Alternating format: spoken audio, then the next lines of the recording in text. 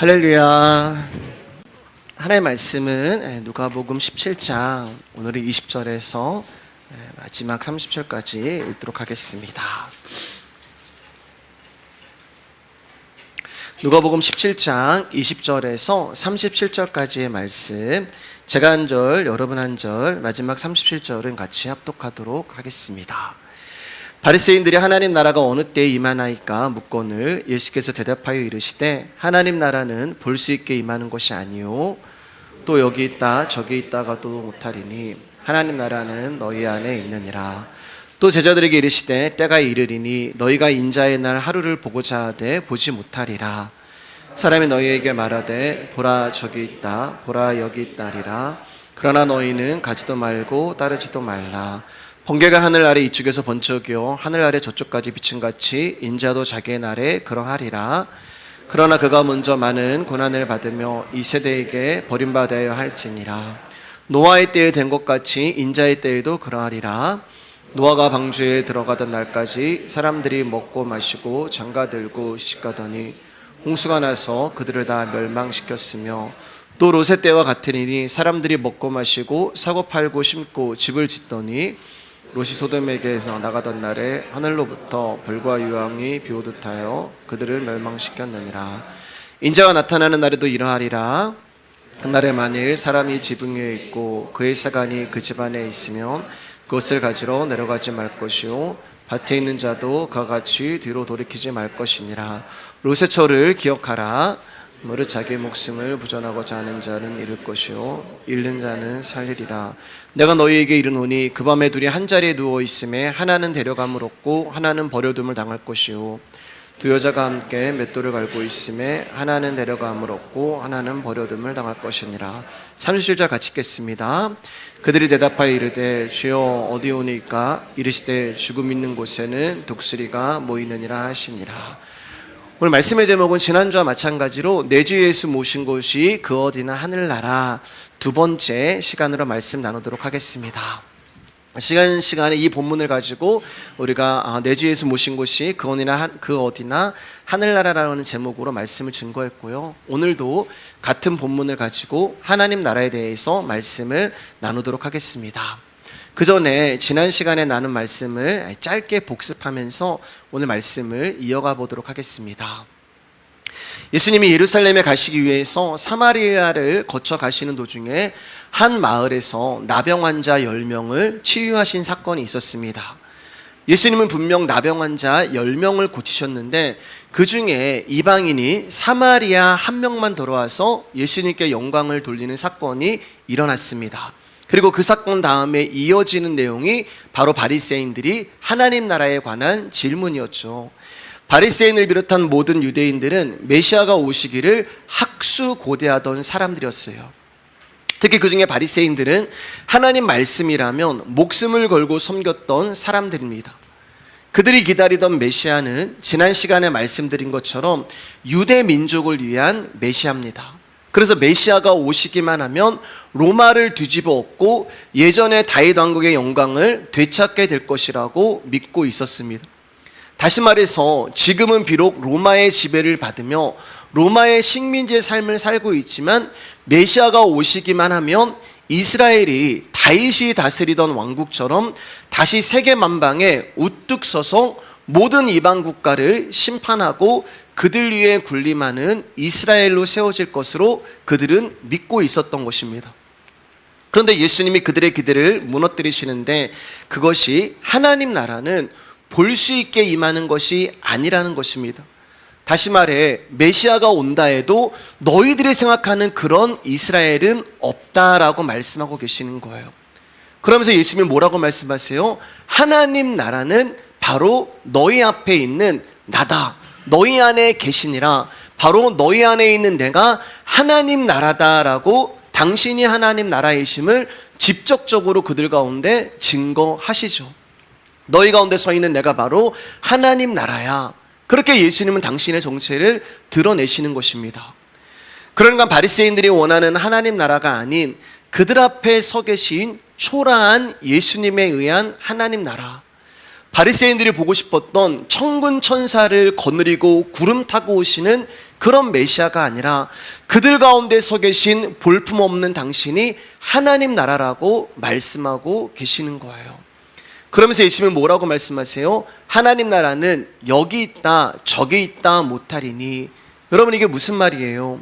너희들이 바라고 원하고 찾는, 다시 말해서 너희들이 보고 싶고 너희들이 가고 싶은 그런 천국은 그 어디에도 없다라고 얘기하는 거예요.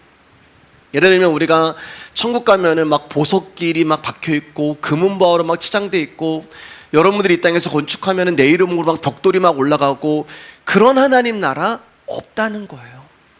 왜냐하면 하나님 나라는 우리가 헌금을 많이 해서 벽돌이 올라가서 지어져 가는 그런 나라가 아니에요. 여러분들이 이 땅에서 열심히 헌신하고 봉사하고 헌금 많이 하면은 내가 살 집이 막 아파트처럼 몇 평이 되고 그런 하나님 나라가 아니에요.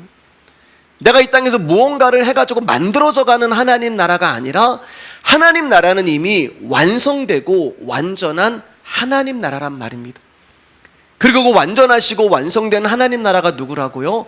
바로 하나님 나라를 담고 이 땅에 강림하신 예수 그리스도가 천국이 되시는 거예요.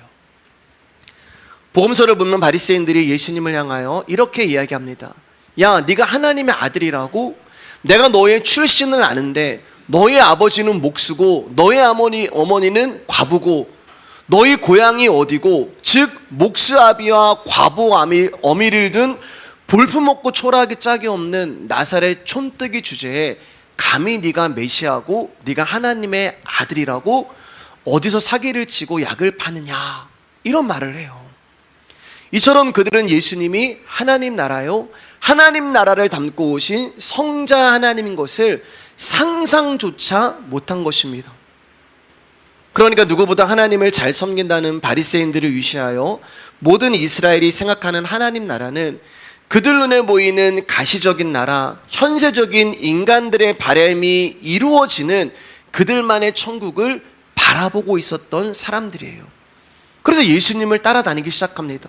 왜냐하면 예수님이 가는 곳마다 놀라운 이적을 행하시고 사람이 할 수 없는 놀라운 기적을 베푸시고 예수님의 말씀을 증거하시고 가르치시는데, 한 번도 들어보지 못한 놀라운 가르침을 증거하시니까 바리새인들과 유대인들이, 야, 이 사람이 메시아가 아니야?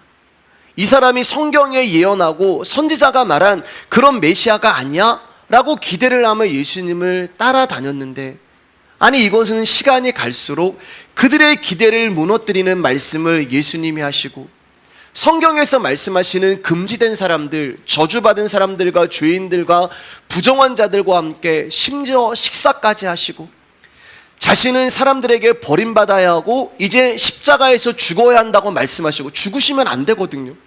로마를 뒤집어 엎고 빨리 이스라엘을 다윗의 왕국의 시대처럼 만들어야 되는데 이제 내가 죽으러 간다라고 이야기를 하니까 바리새인들 마음 가운데 의심이 생기기 시작하는 거예요.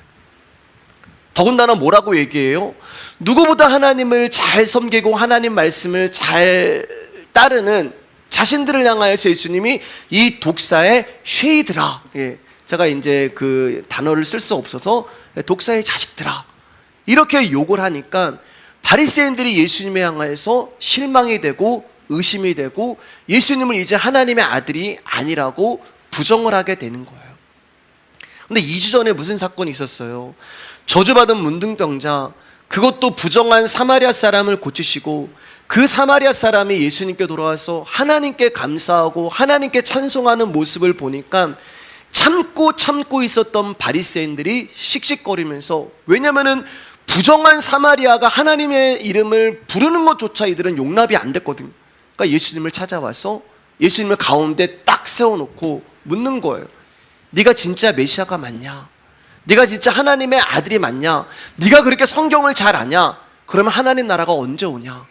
성경에 예언한 하나님 나라가 언제, 어떻게, 그 날짜와 시간과 장소를 한번 말해보라고 조롱하고 비꾸는 거죠. 이들의 물음에 예수님은 하나님 나라는 너희들 눈에 보이는 것도 아니고 여기 있다 저기 있다 할 수 있는 것도 아니야. 그런 천국은 없어. 너희가 지금 나를 모르는 것처럼 하나님 나라는 너희들에게 숨겨져 있다, 이렇게 말씀을 하세요. 이사야 45장 15절입니다. 시작. 구원자 이스라엘의 하나님이요 진실로 주는 스스로 숨어 계시는 하나님이다. 여러분, 우리의 관심은 온통 어디 있다고 말씀드렸어요? 앞으로 제가 어떻게 되겠습니까? 앞으로 제 인생에 어떤 일이 일어나겠습니까? 앞으로 우리 가족은, 앞으로 내 자녀는 어떻게 되겠습니까? 앞으로 이 일은 어떻게 되겠습니까? 당신이 메시아가 맞다면 그 날짜와 그 시간과 그 장소를 내가 앞으로 어떻게 될 것인가를 정확하게 알려주세요. 우리는 예수님 믿으면서 온통 관심이 여기 있단 말이에요. 그래서 예수님이 그런 하나님 나라는 없어 라고 말씀하시는 거예요. 여러분, 제가 종종 드리는 말씀이지만 기독교의 딜레마는 구하는 자의 원함과 주시는 자의 원함이 다르다는 거예요.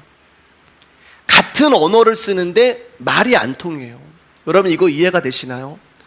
같은 성경을 보는데 말이 안 통해요. 구하는 자와 주시는 자의 현실의 층이 다른 것입니다. 예수님은 위에서 왔고 우리는 땅에서 난 거예요. 하늘과 땅은 같아질 수가 없어요. 그래서 예수님의 말씀처럼 같은 시간과 같은 공간 안에 있어도 넘나들 수 없는 벽이 있는 것입니다. 하늘에서 오신 예수님과 땅에서 난 사람들 사이에는 어떠한 접촉점도 없는 것이죠. 영은 영이고 육은 육인 거예요. 그래서 요한복음을 보면 예수님이 말씀하시기를 내가 내 땅에 왔는데 내 말씀을 알아듣는 사람이 한 명도 없구나라고 말씀하는 것이죠. 그러니까 예수님이 지금 하나님 나라가 바리새인들 가운데 서 계신단 말이에요. 그걸 알지 못해요. 여러분, 예수님이 지금 하나님 나라가 너희 가운데 왔다고 말씀하시는 것은 우리를 이해시키는 것이 아니에요. 여러분, 중요합니다. 말씀은 우리를 납득시키시는 게 아니에요. 어떤 청년이 저한테 목사님, 하나님 나라가 계신 것을 저한테 보여주시면 제가 하나님 믿겠습니다, 이런 질문을 아주 수년 전에 했습니다. 근데 여러분, 그 질문 자체가 어리석단 말이에요. 왜냐하면 창세기를 보면은 사람이 먼저 있지 아니하였고 하나님이 먼저 계셨어요. 하나님이 먼저 계셨단 말입니다. 그런데 나중에 지음을 받은 인간이 하나님이 계신 것을 알려줘. 하나님은 계신단 말이에요. 더 이상 뭘 어떻게 증거를 해야 돼요? 그러니까 말씀은, 성경은 우리를 납득시키는 게 아니에요. 야, 너 한번 믿어봐. 우리를 이해시키는 게 아니에요. 여러분, 예수 그리스도가 우리 인생에 찾아오실 때, 하나님이 우리의 인생을 찾아오실 때 우리와 상담하지 않으신단 말입니다. 내가 네 인생에 들어가서 이제 이런 일을 할 거야, 너 어떻게 생각하니? 너 허락해 줄래? 그렇게 물어보시지 않는단 말이에요. 성령님이 우리 인생에 찾아오실 때 김 집사야, 이 집사야, 내가 이제 이런 일을 네 인생 가운데 하려고 하는데 너 조금만 참아줘라, 그렇게 말씀하지 않는단 말입니다. 그냥 찾아와서 한두 뼈를 부러뜨리세요. 씨름하시는 하나님이 야 야곱아 내가 하나님이야, 그렇게 말씀하시면 얼마나 잘 넘어가겠어요. 요셉이 감옥에 있을 때 요셉아 내가 너한테 뜻이 있다, 이렇게 말씀해 주시면 얼마나 우리가 참고 견딜 수가 있겠어요. 근데 하나님은 그러시지 않아요. 우리 인생에 찾아오실 때 우리랑 상담하시지도 않으시고 상의하시지도 않는단 말입니다. 그냥 선포하시는 거예요. 하나님 나라는 있어. 믿어지는 사람과 안 믿어지는 사람이 드러날 뿐이에요. 세상이 알아듣든 말든, 세상이 이것에 관심을 갖든 그렇지 않든 그것과 상관없이 하나님은 귀 있는 자만, 이 말씀이 믿어지는 자만 들으라고 말씀을 선포하시는 것입니다. 여러분, 하나님 나라를 가르치고 설득시킨다고 그 나라가 믿어지고 보이시나요? 아닙니다. 귀 있는 자만 듣는 것이고 믿음이 있는 자만 믿어지는 것이고 그분의 영이 있는 자만 보이는 거예요. 그래서 말씀은 듣는 것이 아니라 들려지는 거예요. 그렇기 때문에 하나님 나라는 설득하는 것도 아니고 설명하는 것도 아니에요. 영적인 이 세계는 설득시키는 것도 아니고 설명하는 것도 아니고 선포하는 거예요. 다시 말해, 하나님 나라는 불교처럼 인간에 의한 깨달음도 아니고요, 수도원처럼 극기하고 자기를 학대해서 깨달아지는 것도 아니고, 이슬람처럼 성전을 위해서 알라를 위해서 자기 목숨을 버린다고 해서 깨달아지는 것도 아니란 말입니다. 예수님이 뭐라고 말씀하시는 거예요? 내가 하나님 나라야. 내가 그 나라를 담고 이 땅에 왔어. 그리고 그 나라에 들어갈 사람도 내가 새롭게 만들어낼 거야. 이게 예수님이 바리새인들 가운데 선포하는 거예요. 자, 그런데 그 하나님 나라가 선포가 이루어지기 위해서는 반드시 우리 가운데 행해져야 하는 역사가 있다는 말이에요. 그게 22절, 25절입니다. 시작. 또 제자들에게 이르시되 때가 이르리니 너희가 인자의 날 하루를 보고자 하되 보지 못하리라. 그러나 그가 먼저 많은 고난을 받으며 이 세대에게 버림받아야 할지니라. 하나님 나라가 우리 가운데 임하시기 전에 반드시 세상 심판이 먼저 있어야 한다고 말씀하시고, 그 심판의 날이 인자의 날이라고 말씀하는 거예요. 그러니까 인자의 날은 심판의 날을 의미합니다. 그리고 이 심판이 없이는 우리에게는 구원도 천국도 없는 거예요. 그런데 인자가 우리를 심판하시는 날이 무슨 날이라고 말씀드렸어요?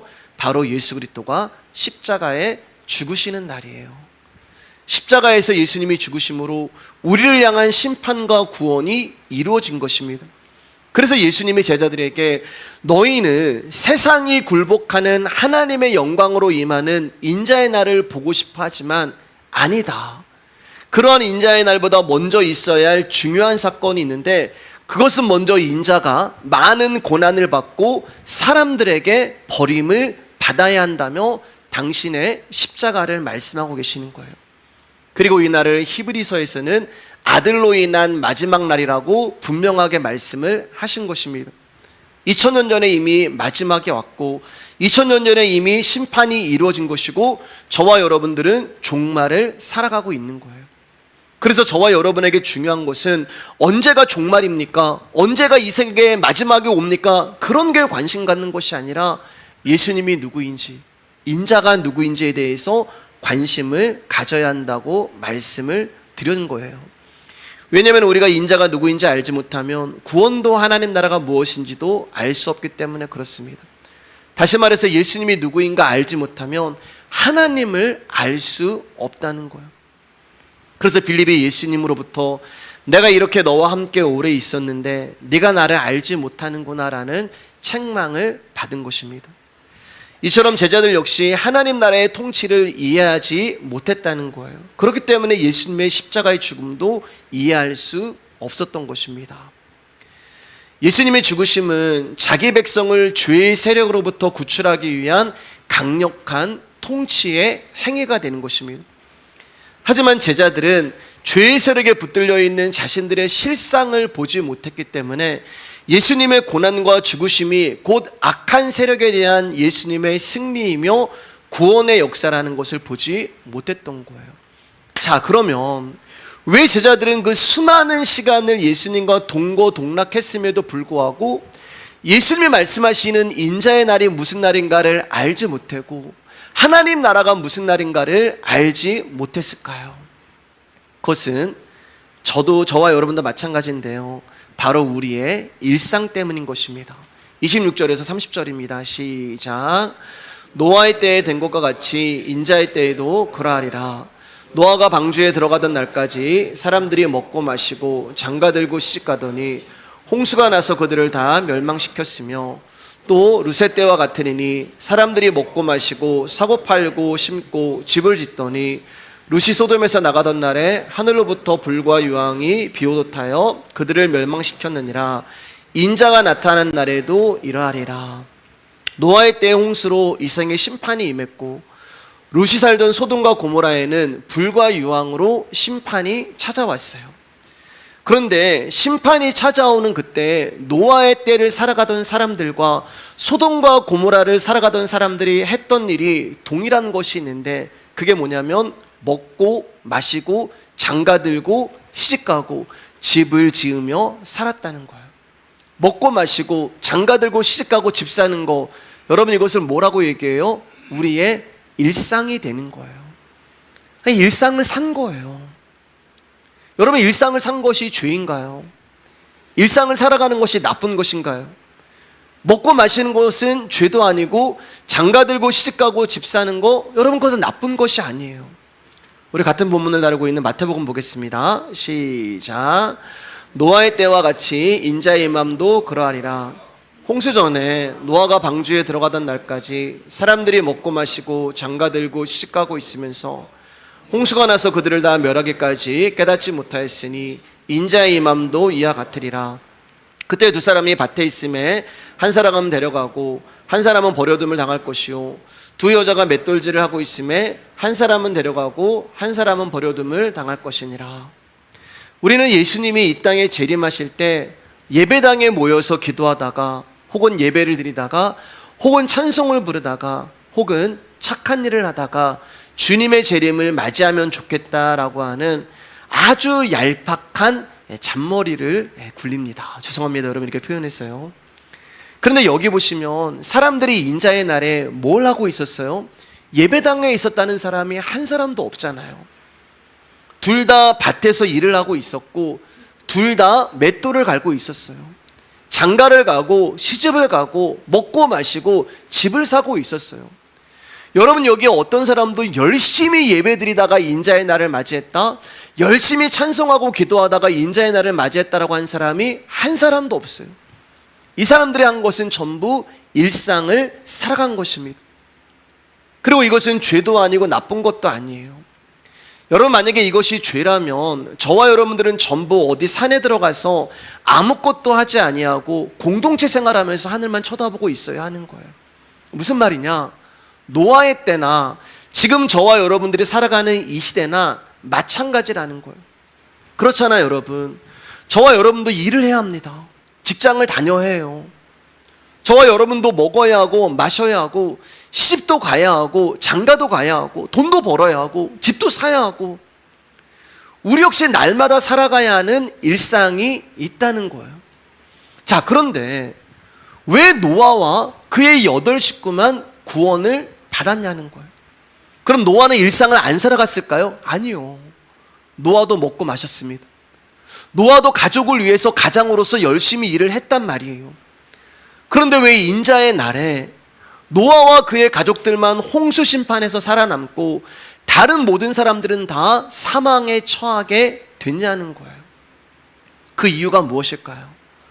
그것은 일상의 목적이 달랐기 때문에 그래요. 하나님이 어느 날 노아에게 찾아오셨습니다. 그리고 이 땅에 사람의 죄로 가득한 것을 한탄하시며 세상을 심판하실 것에 대해서 알려주셨어요. 여러분 이게 뭐예요?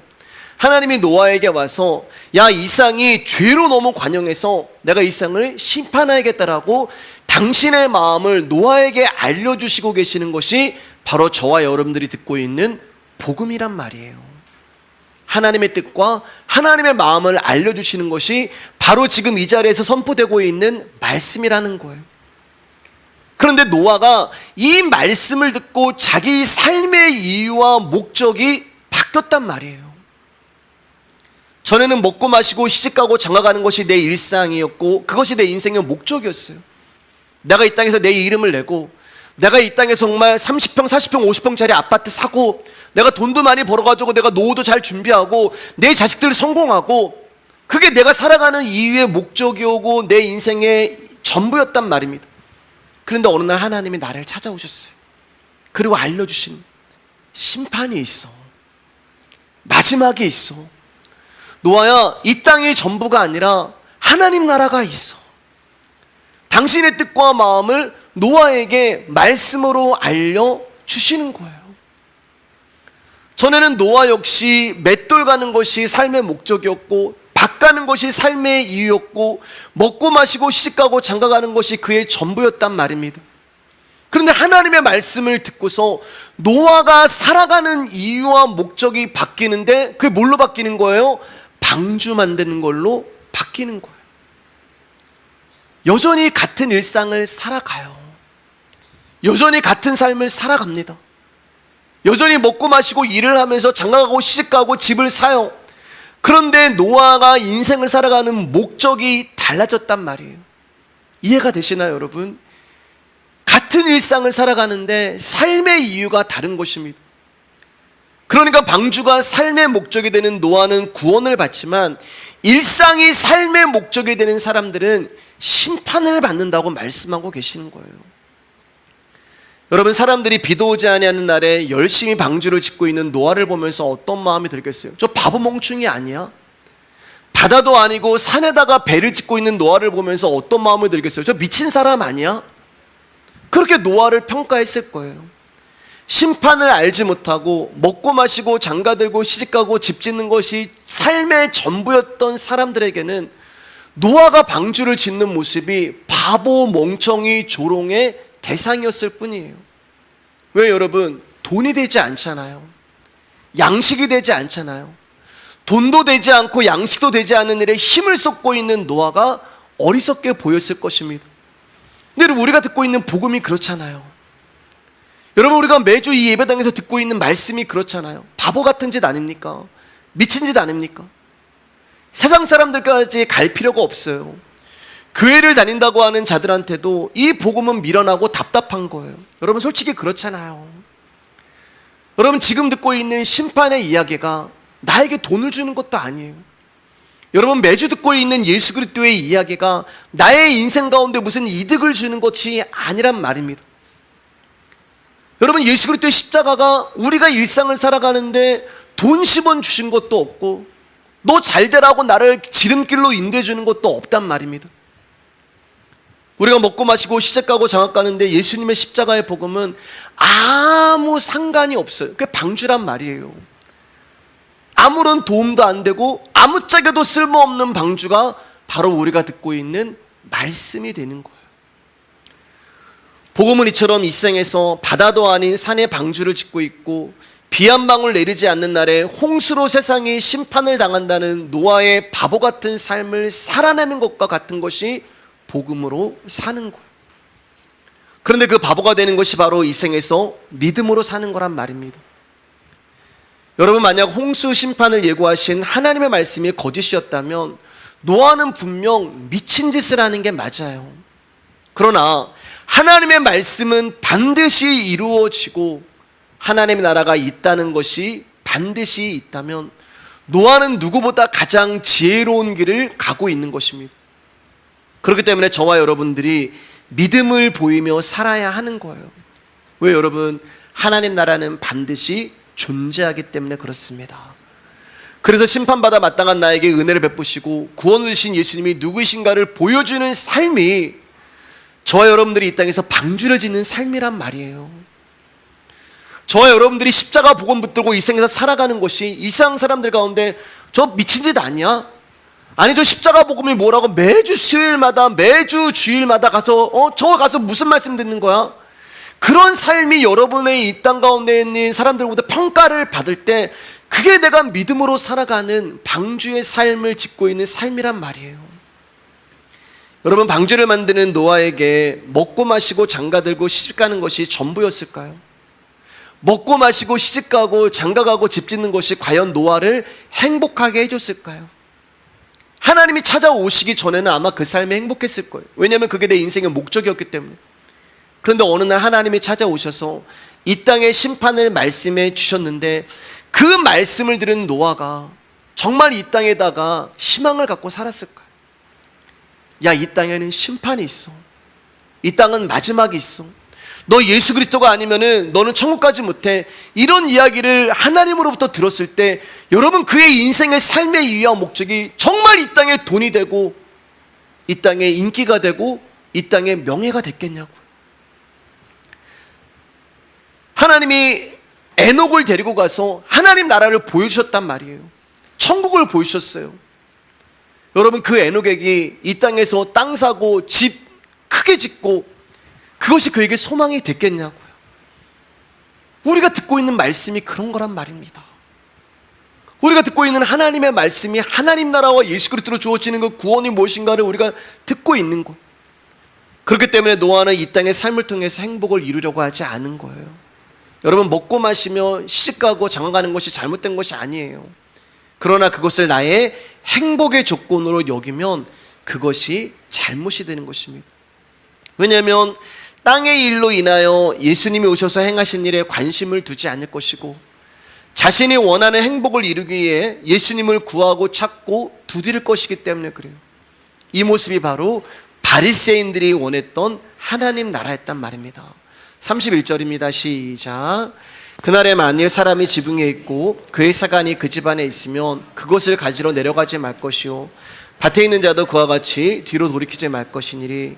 여러분, 여기 세간이라고 하는 말은 내가 이 생에서 성취해 놓은 나의 물건, 나의 소유, 나의 자랑, 나의 명성 등을 말하는 거예요.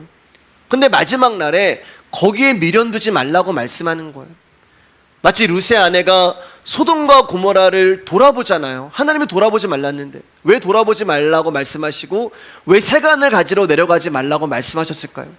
하나님 나라에 아무 쓸모없는 것이기 때문에 그렇습니다.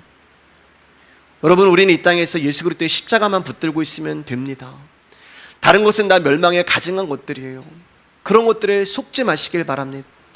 그런 것들에 속아서 예수 그리스도를 놓치시면 안 된단 말이에요. 우리는 그저 우리의 무력함과 불가능함을 인정하고 하나님의 은혜의 도우심을 구하며 살아가시면 되는 거예요. 그렇게 우리는 예수 그리스도를 믿는 믿음에 의해서만 구원에 이르게 되는 것입니다.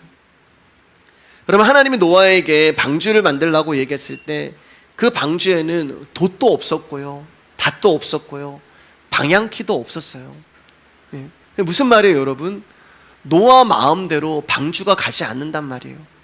다시 말해서 저와 여러분의 인생이 우리가 원하는 대로 흘러가지 않는다는 거예요. 노아 방주, 그 방주에 노아가 할 수 있는 게 아무것도 없었어요. 저와 여러분의 인생이 내 마음대로 흘러가던가요? 그렇지 않잖아요. 자기가 하고 싶은 대로 할 수도 없고, 자기가 가고 싶은 방향으로 갈 수도 없고, 서고 싶어도 못 서고, 가고 싶어도 못 가고. 그러니까 노아는 이 세상이 보기에는 아무짝에도 쓸모없는 것 같은 짓을 하고 있는 거예요. 내가 가고 싶은 데도 못 가고, 내가 서고 싶어도 못 가고, 세상 사람들이 봤을 때 전혀 쓸모없는 방주, 아무 활용할 가치도 없는 방주. 근데 그 방주가 뭐라고요? 십자가란 말입니다. 그래서 십자가는 이 세상 사람들에게 전혀 쓸모가 없는 거예요. 그래서 그 십자가를 붙들고 그 십자가에 자신과 자신의 가족을 모두 실은 노아는 세상 사람들로부터 바보 취급을 받는 것입니다. 근데 그 십자가가 바로 저와 여러분들이 타고 있는 방주란 말이에요. 그래서 우리의 인생이, 하나님이 선택하신 그 백성들의 삶이 우리의 원하는 대로 흘러가지 않는 거예요. 그럼 어떻게 흘러가요? 그분이 원하는 대로 흘러가는 것입니다. 그래서 예수님이 길과 진리요 생명이 되시는 것입니다. 사랑하는 여러분, 만약 노아가 하나님이 말씀하신 대로 배를 짓다가 자기의 지혜를 거기에다 보태서 야, 그래도 방향키 있어야 되지 않아? 돛도 있어야 되고 닷도 있어야 되지 않아? 라고 자기의 지혜를 방주에다가 써가지고 그렇게 방주를 지었다면 어떤 일이 일어났겠어요? 번개 치면 노아는 멈췄을 거예요. 폭풍 치면 야, 절로 가면 안 되라고 멈췄을 거예요. 하나님이 인도하시는 대로가 아니라 자기의 생각대로, 자기의 주장대로 돛을 조종하고 방향키를 돌렸을 것입니다. 근데 여러분, 그렇게 되면 방주는 구원을 받을 수가 없는 거예요. 하나님의 목적지를 향해 방주는 갈 수 없고 내가 원하는 목적지로 가게 되는 거예요. 그게 노아가 다시스로 가는 그 일인 것입니다. 여러분, 우리가 십자가의 방주를 타고 있다는 것은 내가 없다는 거예요. 내가 있는 사람은 무거워서 가라앉을 수밖에 없는 것입니다. 그러나 자기 부인과 자기 부정을 한 사람은 나의 야망과 나의 소원이 없기 때문에 방주가 원하는 대로 흘러갈 수밖에 없는 거예요. 내가 없다는 것은 무력해지는 거죠. 나라는 존재가 없다는 것은 아무것도 할 수 없는 무능한 존재가 되는 거예요. 그러나 사랑하는 여러분, 할 수 없기 때문에, 우리가 무력하기 때문에 내 삶의 방향키를 하나님 앞에 온전히 드릴 수 있는 거란 말입니다. 내가 이 생에서 의지할 수 있는 것은 돈도 아니고 명예도 아니고 가족도 아니에요. 건강도 아니므로 나는 하나님의 도우심만을 간절히 바란다는 순종의 고백이 십자가 붙들고 그분이 인도하시는 대로, 여기까지 인도하신 하나님, 장래에도 인도하실 하나님만 바라보며 가는 거예요. 바보처럼 보이시나요? 멍청하게 보이시나요? 미친 짓 하는 것처럼 보이시나요? 그러나 여러분, 명심하시기를 바랍니다. 노아와 그의 가족들만 심판을 면했다는 것입니다. 만약에 하나님 나라가 없다면 쓸모없는 방주를 만드는 바보 같은 짓을 할 필요가 없는 것입니다. 심판이 없다면 자기 부인할 필요도 없고 자기 부정할 필요도 없어요. 그러나 그 쓸모없는 바보 같은 방주가 완성이 되자 심판이 찾아온 것이고, 우리 하나님의 백성들이 그 바보 같은 십자가를 오롯이 붙들 때 하나님의 심판이 도적같이 임한 것입니다. 자, 우리 끝으로 이제 37절 보시면서 말씀을 정리하겠습니다. 시작. 그들이 대답하여 이르되 주여 어디 오니이까? 이르시되 죽음 있는 곳에는 독수리가 모이느니라. 지금 예수 그리스도의 말씀을 다 듣고서 제자들이 그러면 주님 어디입니까? 라고 물어봐요. 그곳이 어디입니까? 아마 제자들이 이렇게 물어보는 것은 그 마지막 날의 심판을 피하고 싶어서 그 장소가 어디 있는지를 물어본 것 같아요. 근데 여러분, 바리새인들이 물어본 거랑 똑같은 거잖아요. 언제 하나님 나라가 임합니까? 그러니까 제자들의 믿음이나 바리새인의 믿음이나 도토리 키재기란 말이에요. 제자들의 질문에 예수님이 뭐라고 말씀하세요? 주검 있는 곳에는 독수리가 모이느니라. 주검은 죽음을 말하는 것이고, 이 주검 있는 곳은 어디를 말하냐면은 이 세상을 말하는 거예요. 다시 말해서 이 세상은 이미 죽음이란 말입니다. 우리가 살아가고 있는 이 땅은 죽음이에요. 그래서 예수님이 이 땅으로 오신 거예요. 여러분, 종종의 성경 보면 종종 예수님을 하나님을 독수리로 표현하시거든요. 독수리 되시는 예수님이 죽음이 있는 이 땅에 찾아오신 것입니다. 인자의 날은 어떤 특별한 장소에서 일어나는 것이 아니라 바로 이 세상이 심판의 장소가 되는 거예요. 그러니까 저와 여러분들은 죽은 자란 말이에요.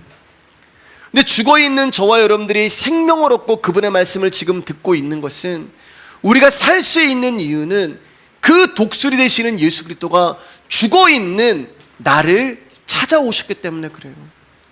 그 독수리가 나를 찾아오셔서 우리 가운데 당신의 십자가의 죽음으로 우리를 살리신 날이 바로 인자의 날이요 구원과 심판의 날이란 말입니다. 그렇기 때문에 중요한 것은 십자가 앞에서 내가 누구이며 예수님이 누구인가를 아는 사람만 구원을 얻는 것입니다. 이제 말씀 마치겠습니다. 사랑하는 여러분, 왜 하나님이 노아에게 방주를 지을 때 120년이라는 시간을 허락하셨을까요? 120년 동안 방주죠. 왜 120년이었을까요? 그것은 여러분, 우리 가운데 하나님이 기회를 주시는 거예요. 시간을 주시는 거예요. 방주가 완성되어지는 것을 보면서 처음에는 저런 멍청한 짓을 하고 있네, 저런 바보 같은 짓을 하고 있네, 저런 미친 짓을 하고 있네, 조롱하고 비방하지만 그 방주이신 십자가가 점점 완성되어 가는 것을 보면서, 그 복음이 나에게 들리고 말씀이 들린 것을 보면서 진짜 심판이 있구나, 진짜 홍수가 이 땅을 심판하는구나, 진짜 하나님 나라가 있구나라는 것을 깨닫고 돌이키고 보라고 하나님이 주신 그 기회의 시간이 120년이 되는 거예요. 여러분, 중요한 것은 영원하지 않다는 거예요. 120년이라고 정해져 있다는 말입니다. 이 기간이 다 달라요. 어떤 사람에게는 오늘이 1년 되는 날일 수도 있고요, 어떤 사람에게는 내일이 120년 되는 사람도 있어요. 그때까지도 깨닫지 못하면 심판당하는 거예요. 사랑하는 여러분, 많은 분들이 교회는 이런 일도 해야 되고 저런 일을 해야 한다고 목소리를 높이시죠. 그런데 여러분, 저는 여러분께 이렇게 부탁하고 싶습니다. 착한 일 하려고 애쓰지 마시고요, 사회를 개혁해야 한다고 말씀하시지도 마시고요, 불쌍한 사람 돕는 일을 먼저 하시기 전에 방주에 들어가셔야 한단 말입니다. 그분이 120년이라는 시간을 주시고 120년이라는 기회를 주실 때 여러분, 예수 그리스도의 십자가를 붙드셔야 한단 말입니다. 방주에 들어가면 착한 일은 당연히 나오는 거예요. 왜냐하면 방주 되시는 그분이 우리 안에서 착한 일을 시작하는 것이지, 내가 교회를 다니기 때문에 착한 일을 하는 것이 아니란 말이에요. 더 부인되시고, 더 티끌되시고, 더 낮아지시고, 더 십자가 붙으시길 소망합니다. 나라는 존재 더 내려놓으시고, 내 고집과 내 자존심도 좀 내려놓으시고, 또 세상에 힘이 없고 돈이 없다고 절망하시지도 마시고, 사랑하는 여러분, 방주에 들어가시기를, 주님의 명령이 내 심령에 들려주시기를 위해 살아가는 저와 여러분들 되기를 주님의 이름으로 축복합니다. 오늘 여기까지 하겠습니다.